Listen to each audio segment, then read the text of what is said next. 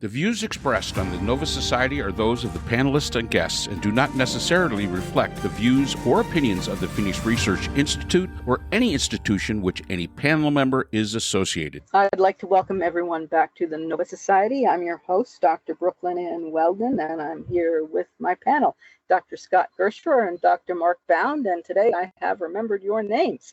Yay! Yay! After 4 years, that's great. Yeah, that's pretty good. Today we will be answering listener emails, and we do have a question from Roberta, who lives in Denver, Colorado. Roberta asks, I saw recently that in LA, federal troops have been dispatched to quell ICE protests. Trump is suggesting that his border czar, that's Tom Homan, should arrest California Governor Newsom. Reporters are being shot at with rubber bullets. What does the panel see these troubling events are leading toward? And that's an excellent question. Thank you, Roberta.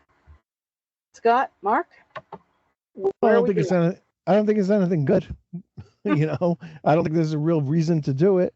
It's a pretty flimsy excuse to start trying to take over. On Saturday, Trump's big military parade travels across 4 whole blocks of Washington, D.C., and I'm sure it's mushroom shaped as well. But then I wouldn't surprise me if he turned the tanks, faced them to the audience, the hopefully small audience that goes to watch it, and says, "Okay, now we're in charge of Washington, D.C." And we're taking over, and we're going to transport tanks to every city in America, and we're taking over. And that's where all this is leading to. He's going to declare that he's the dictator of the United States, or however he wants to put it, the CEO. I mean, depending on whether you're a Curtis Yarvin fan or just a fan of dictators everywhere, depends on how you're going to look at it.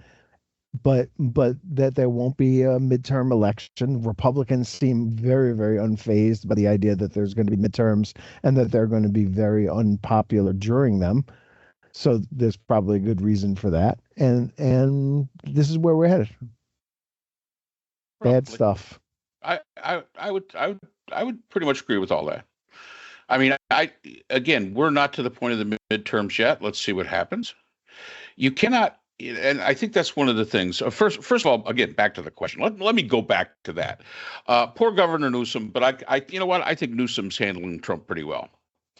And if you pay really close attention to what Newsom is doing, such as saying, okay, you don't want to fund California? We'll stop paying our taxes. We're the 5th largest economy in the world. We give you a lot more than you give us. Knock yourselves out. You're picking the wrong fight for the wrong reason if you're Trump and that group. But I think we have to take things as they happen. The last podcast, Scott said, this is all show. This is show. This is absolutely all show. We'll see what happens on the 24th during his really ridiculous little parade. We'll see what happens when it comes time for the midterms. And again, that's when you react to these things. Yes, you're aware of them. You're paying attention to them. You're keeping your eye on it. But right now, as of right now, unless somebody can show me definitive proof that there will not be a midterm election, I know there's a lot of things that make it seem like that might be possible. Absolutely. But November, 4th or 5th, whatever that Tuesday is, that's the tail of the tape right there. Now, should we speak out against the things that we see happening? Absolutely.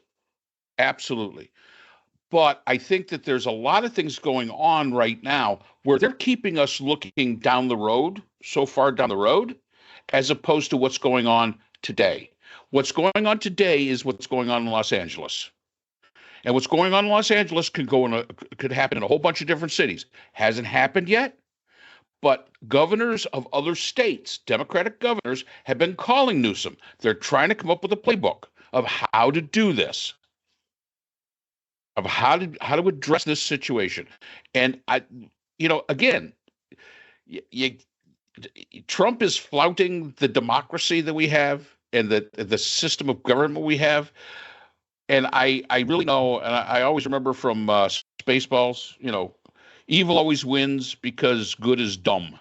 Well, we're trying to play by the rules We're making that attempt to play by the rules, and yes, the country might lose because it's trying to play by the rules. Because cheaters have a tendency to come out on top sometimes because they've cheated. And unless you're in some fable where the cheater always loses and gets his comeuppance, that doesn't always happen in real life. That does not always happen in real life. And I think what we have to do is we have to pay attention to what's going on today. Yes, keep an eye on what could go on during the midterms, but today is the important day. And for Governor Newsom, this idea of him being arrested, Holman came out and said, no. What has he done? What am I arresting him for? This is the border czar guy. And he basically said, I don't even know what you want me to arrest him for. So you can't arrest a man for being the governor of his state. Again, unfortunately, this is something that'll play out in the courts. And the courts, whether we like it or not, because it's designed to be that way, are slow moving. So it kind of festers. It kind of festers itself a little bit. The final outcome, I don't think anybody knows. There's people out there that think that the world's going to end. Okay, well, that's your right to think that. That fine. But there's other people that sit back and say, you know what? Yeah, it looks bad. None of this looks like it's going in the right direction, but we got to see it play out. You cannot react to something that has yet to happen yet. And then if there are no midterm elections, I don't know what the response of say, the people would be. Yeah, sure, all the Democrats are going to be madder than hell, but you know what? There's probably going to be some Republicans that aren't going to be overly happy with the whole thing either. So again, let's see. I don't think Governor Newsom's going to be arrested. I don't. There's no reason to arrest him. And I do love his idea. You want to cut off the funding to us? We'll just stop paying our taxes to the federal government. See how that works out for you. You mentioned the governors, and you're mentioning Democratic governors who are getting together and saying, how are we going to resist this? But on the other hand, Republican governors are also getting together to make plans on how we're going to assist Trump and ICE and so on from doing what they want to do, and how are we going to help them do that? So, assuming that they're going to avoid having the Marines sent into their states, but they will deploy the National Guard before Trump has to. And make sure that that ICE is well taken care of when they show up in their states and start arresting people and running into restaurants and office buildings and all kinds of different places of work to drag people out, throw them into unmarked vans, and drive them away to who knows where. And that brings up a very good point, Scott. If Trump had even an inkling of a brain cell, he would not have done this in Los Angeles. He'd have done it in Houston, or he had done it in Dallas, or one of those other states that has a supportive Republican governor that he's not going to get into a pissing match with, who will deploy the National Guard on his own volition, simply by being asked. Abbott already has. Right, but he could still send in the military. He's still got his show. The show is still going on, but send it into a state that's Republican controlled, where he's going to get that support. Maybe not like a Georgia. Maybe not Georgia, because Atlanta being the big city that it is, who knows what Atlanta would do. Same thing with Houston to a point. But he should have stuck to home court advantage, in my mind. If he's going to do this, stay to home court advantage. Stay in a Republican state. Don't take on the damn biggest state in the nation, for cripe's sakes. What are you, stupid? Well, I believe Stephen Miller is the one who is the architect, as I understand it. Well, there you go. All of this. He is from Santa Monica. Well, there you go. And his wife, I believe, ran off with Elon Musk and Sweet. had left him. So he is like, I've heard Stephen Miller compared to Reinhard Heydrich, who was the architect of what it's called, the final solution, the Hitler Nazi state. So Miller sort of playing that role, but this was Miller's decision, I guess, and it was certainly a bad one. Yeah. So Um, stupid does as stupid does. yeah. And my surprise, there's really only one thing about that entire story that surprises me. Stephen Miller was married. Wow. Yeah, Wow. that's a pretty opportunistic woman, if you ask Yeah. me. I mean, I don't know about It's that. like you gain women the way you lose them, I guess, right? Or you Yeah. lose women the way you gain them. So Stephen Miller got a woman probably the first time in his life, and he got her because he was powerful in the Trump administration. But as soon as a more powerful man came along, she was off and running. So you lose Either them that the or way. either that or she was Lily Munster. I mean, who knows? Anyway, um, I mean, I have a theory as to why he chose California, Mark, and this has a little flies in the face of your idea that we should pay attention to today, because I think thinking ahead a little bit may, in this case, be a smart thing to do. He's trying to provoke a response. He wants a Simi Valley. He wants a George Floyd again. He wants those protests. He wants them loud and nasty and cars burning in the streets and looters coming out and joining in. And the best thing that people can do if they want to protest, as I am doing this coming Saturday in Stamford, Connecticut, is to protest peacefully. Show up, be seen, have a sign. I'm hoping to have a clever sign that makes people laugh, and we can all have a couple of moments of laughter at this whole situation. But just showing up is enough. You don't have to overturn any cars. You don't have to set any fires. You certainly should never throw a brick through a window or anything else, or at somebody. Um, that's the I sad to say, the MAGA way. January 6th. That's what they did. They committed acts of violence against police officers. They dragged poor Officer Fanone down the steps of the Capitol and tased him with his own taser and beat him until he was begging that he had a family and kids and please leave him alone. And they traumatized officers. They hit officers in the head with objects and all kinds of horrible things. And somebody even got killed. I mean, other people, like a woman got trampled or had some kind of drug thing in her body, whatever it was. Um, you know, that's their way of doing things. We need to be better than that, and we need to protest peacefully, but we need to protest. Yes. Trump needs to know and he lives in a very isolated world where people don't tell him a lot of truths about things, certainly not about himself. But we need to let people know that we're against this and that we're willing to stand up and show ourselves to be against it I agree. peacefully. That is the correct way to do it. And as I said, you stay in the moment. Stay in the moment. I'm sure Scott will come up with a pithy little sign to put out there, or I actually got a hat that's being sent to me that says Taco Bell.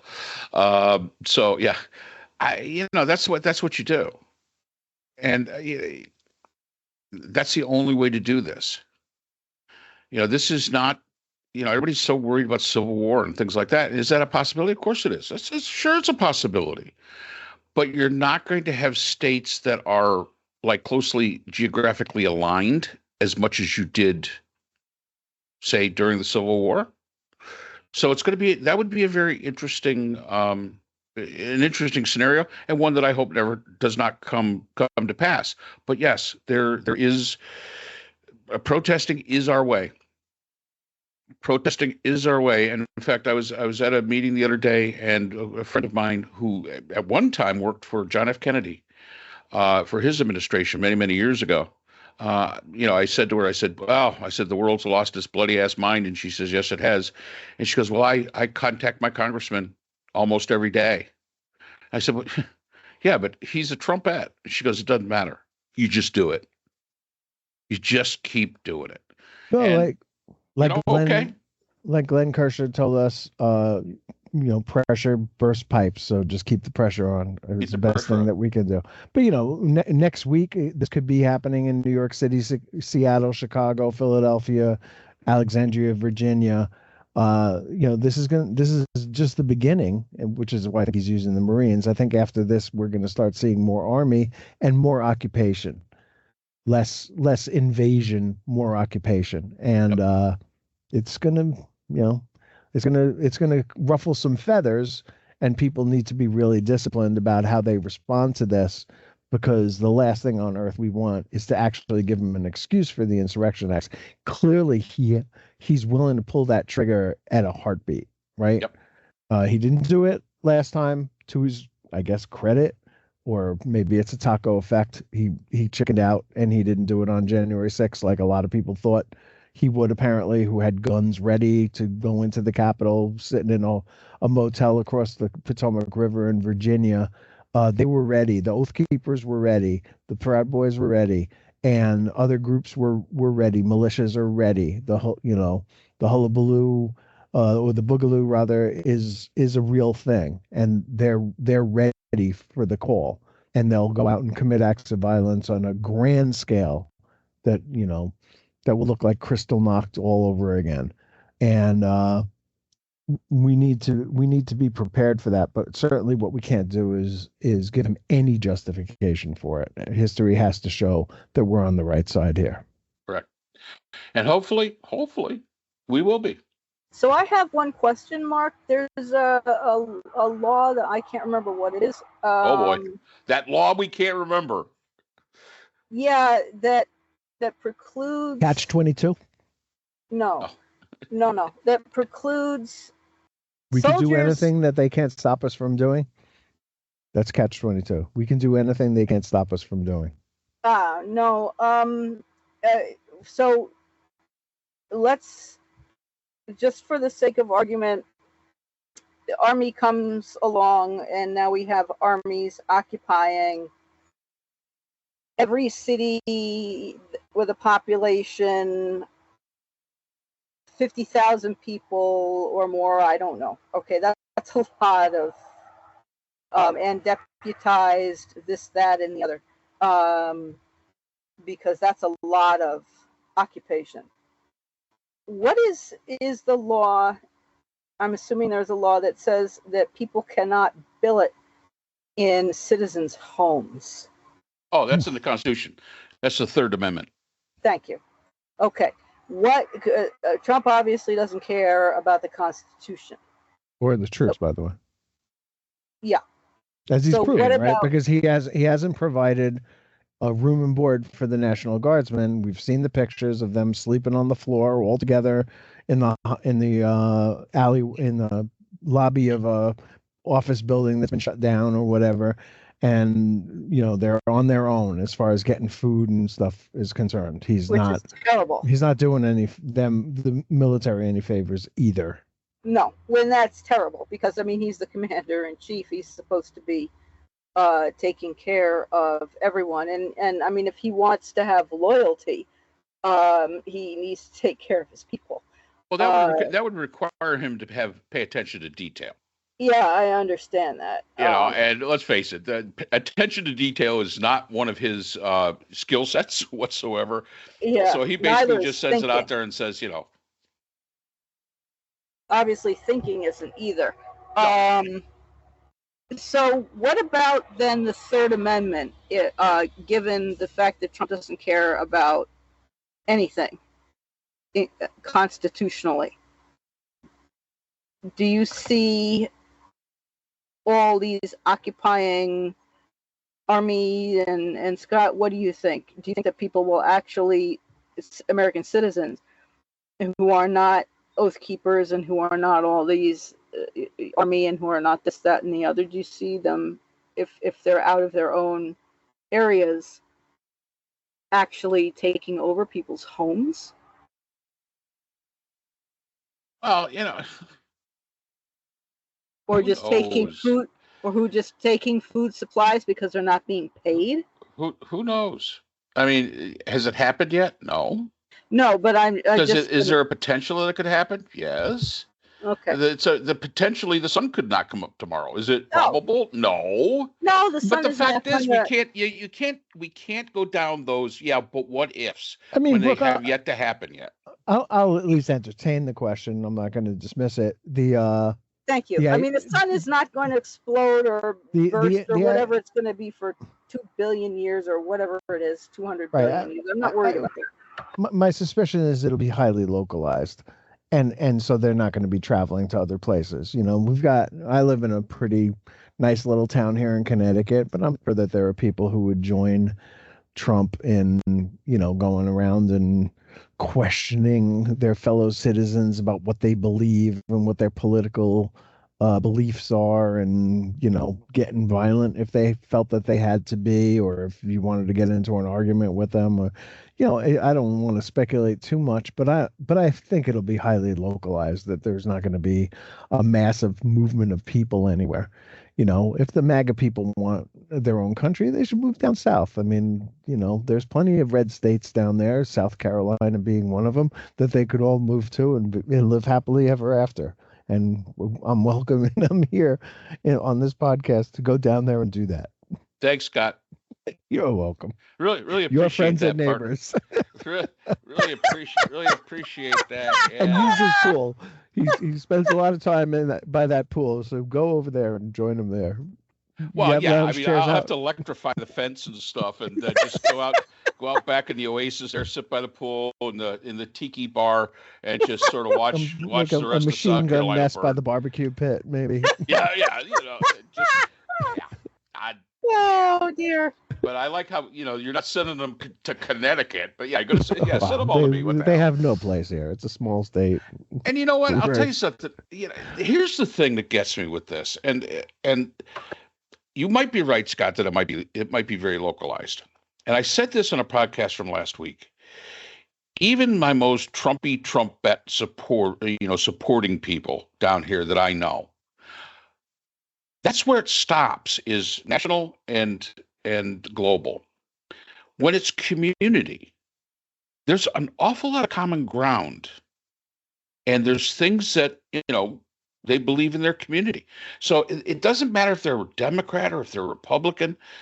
When it comes to local or even state, you'd be surprised how not divided it is. So if it is local, if it is localized, like you say, I would take some heart into some of my neighbors that would find that to be completely unacceptable, whether they're Trumpers or not.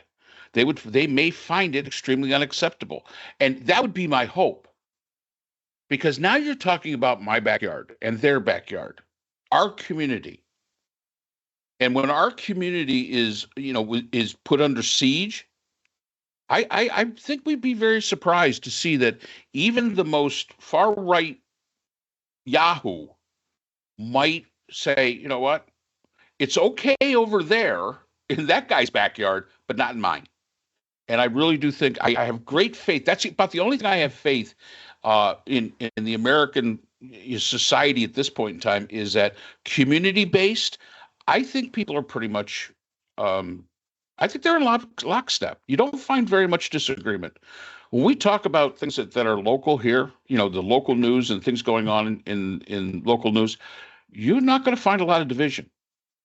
It's only when you get to the national and global that really the Trump effect really becomes like so prominent. And so, people down here will say, oh yeah, he's doing great when it comes to dealing with Washington, D.C.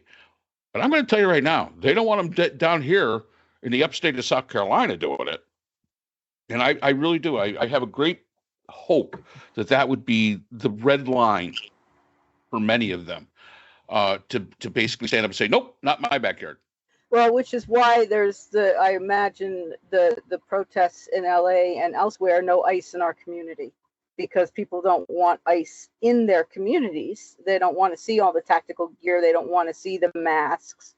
They don't want to see all these people coming in and putting people in cuffs and dragging them away and throwing them into vans and this, that, and the other. It's okay if it's a concept and it's somebody else and it's someplace else, but it's not okay if it's right in their faces and right in their own communities. Then it's not okay. That's right. And you know what, Brooke? That's dead to the point. That is exactly the point. Now, I don't know, Scott, have you had any reports locally of ICE coming in and taking people? Yeah, well, in Danbury, and at WestCon, there was an alert day where there was at least a rumor. I don't know if it was true or not, where students were coming to me and telling me that ICE vans were picking up students or workers at the school, and the school did respond to it, and I don't remember what they said, whether it was true or not, but they made clear that they didn't invite anybody in to do that.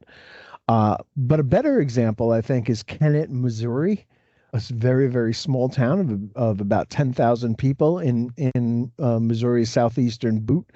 And in that town, there was a waitress, a local person that everybody seemed to know, arrived 20 years ago from Hong Kong, and she was a waitress at the diner and cleaned people's houses for a living. Everybody called her Carol, and her partner was a Guatemalan, and they got detained by ICE, and the town basically stood up and demanded that she be returned. And people said, I voted for Trump and everybody else did here, but nobody voted to deport moms. We were all under the impression we were getting rid of the gangs, the people who came here in droves. This is Carol. And so when you know somebody, and look, I know many of my students are probably undocumented immigrants here, or their mothers or fathers are. I spoke to one Brazilian student of mine who said that her mother got sent back quite a while ago, and that her dad raised her and her brothers and sisters by himself, and they would have to go down to Brazil to visit their mother because she wasn't allowed into the country, or she was here and got kicked out and didn't want to come back in and cause any problems here. But when you know people, it makes it a lot harder, obviously. Exactly. And I think really that's the point I was making. There is no more Trump country than the counties that I live in here, plain and simple, overwhelmingly. But when you see it in Los Angeles, you can say, well, that's over there, that's them. But if you start seeing, now I will say this, we have had that I've heard about any ICE activity in the upstate of South Carolina that I've heard about. I haven't really heard about any ICE activity except down in Charleston, which is an entry port. When it's somebody you know, and when it's your community that is under siege, and you see the brown shirts walking through your streets, I think that communities are going to, regardless of who they voted for, I think they're going to stand up and say, wait a minute, whoa, I don't care if you get the other guy, but not my backyard. We can't have that. So hopefully we answered that.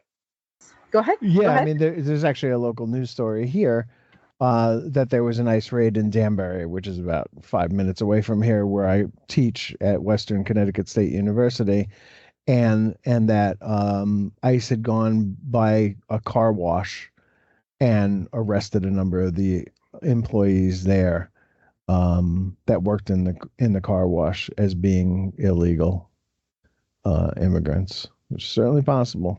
I mean, we have a lot of Brazilians in Danbury, and I'm sure not all of them are here legally. And none of them, by the way, walked over the Rio Grande River or through the Rio Grande River. They all came in at JFK, and they all just overstayed their welcome or their visas or whatever it is.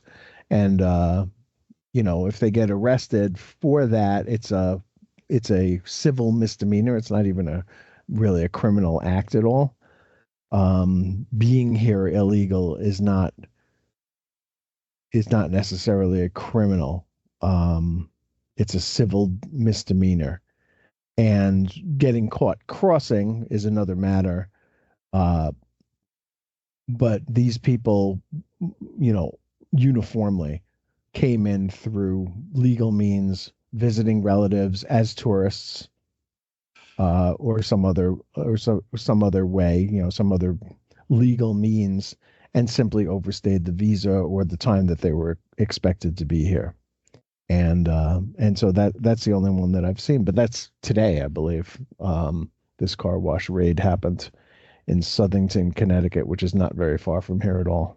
A lot of this seems to me that it's not really about deportations. It's not really about immigrations. It's more about power plays, and a lot of this stuff is symbolic. And I was interested in seeing, and I got this from ICE.gov. Okay, so comparing 2024, the last year of Biden, to 2025 through June, January through June. Okay, um, in 2024, there were 57,118 arrests made by ICE of illegal immigrants.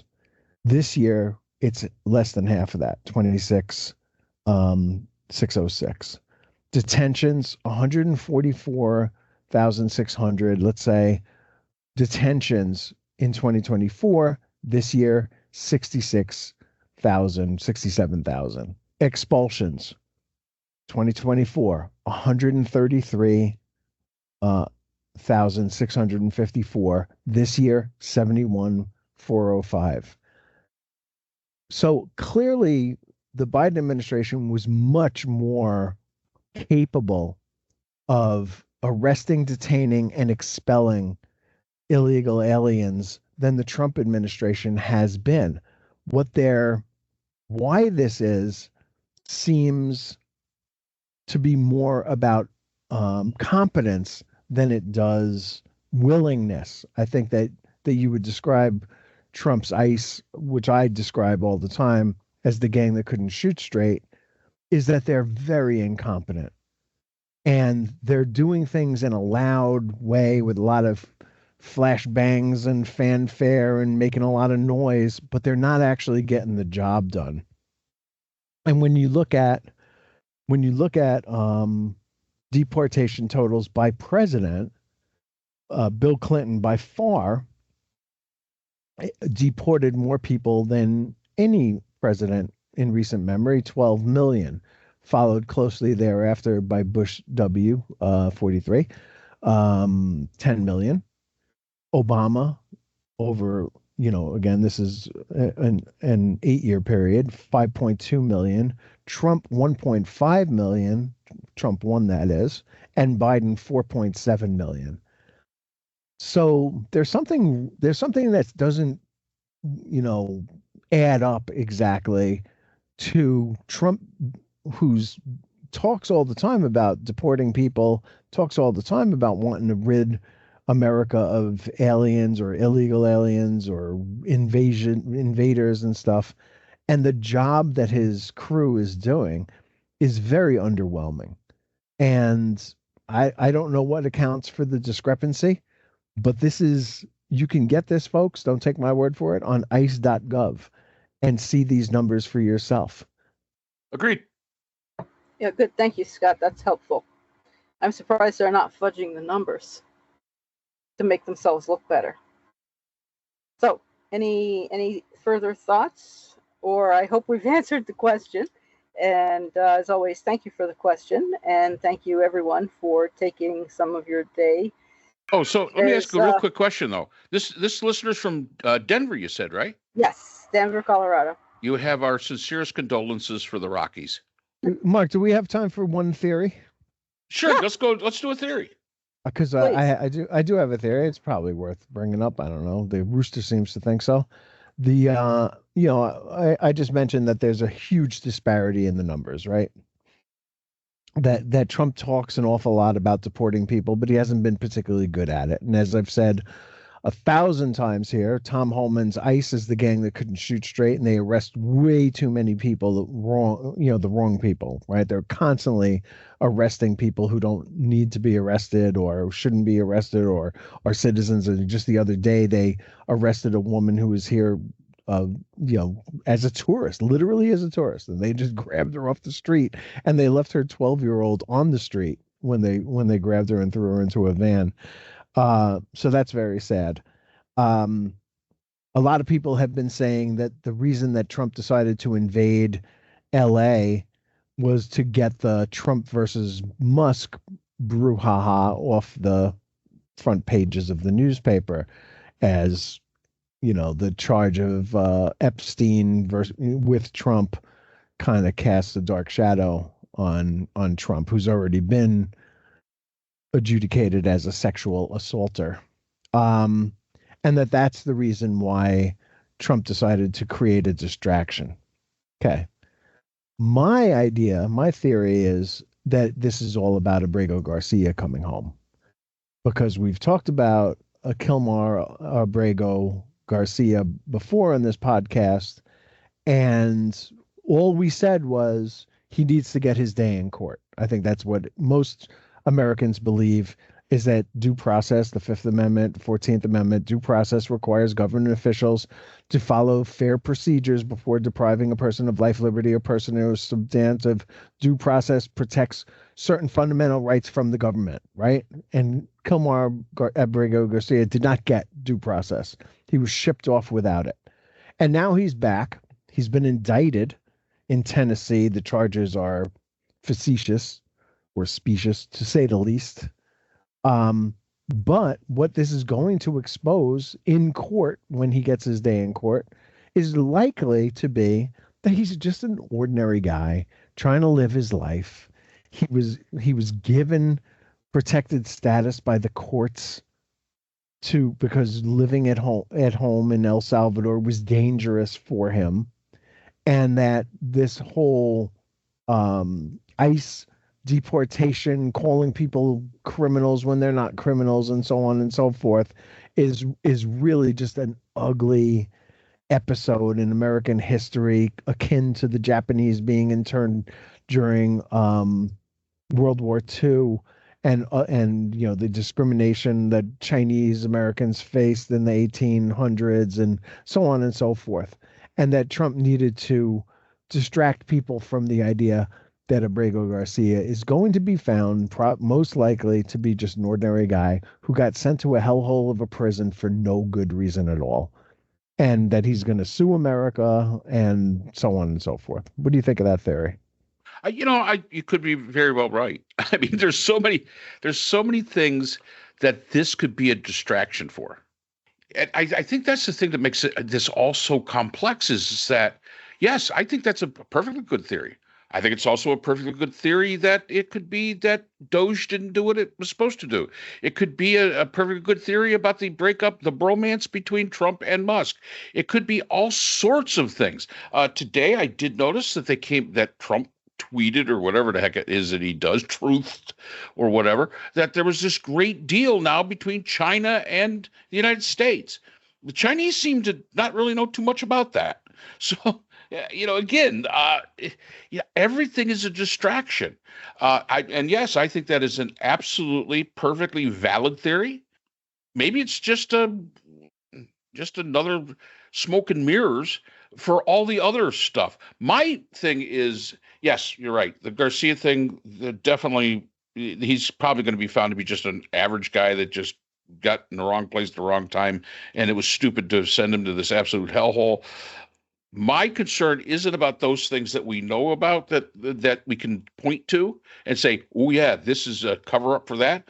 My issue is, what is it covering up that might be happening like next week? Because I don't know what those are. I know about the Trump Musk bromance breakup. I know about Garcia. I know about all these things.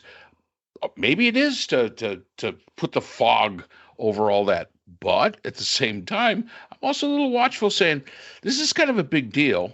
Is there a different something just over the horizon, not 2026, but like next week or the week after, that we're going to be like really freaking out about, and our listeners will be writing in absolutely going nuts over.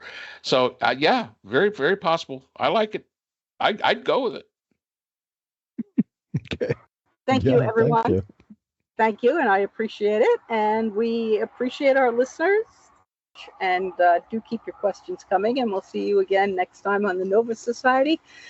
The Nova Society is a production of Nova Society Media, a division of the Phoenix Research Institute. We'd like to thank our production partners, Buzzsprout, who hosts the Nova Society, Audacity, our editing partners, Apple iTunes, the largest source of podcasts and music on the internet, Spotify, the most popular platform for the Nova Society, and iHeartRadio, your source for all things music and podcasting. The Nova Society is available on all of these and other quality platforms listed in our description. We'd also like to thank all of our listeners. Without your support, the Nova Society would not be possible. If you have a question or comment, we can be reached at nova.society.podcast@gmail.com. So, for Dr. Brooklyn Ann Weldon, Dr. Scott Gershwer, and all of our production partners here at the Nova Society, I'm Dr. Mark Bound. Remember, the true power in society is knowledge. Thanks for listening, and we will see you again next time. We'd like to thank our sponsor for this episode, the Phoenix Research Group, an independent research consortium offering social-political issue solutions to NGOs and international government agencies through multidisciplinary, nonpartisan, and unbiased research. The Phoenix Research Group is a division of the Phoenix Research Institute, the producer of the Nova Society podcast.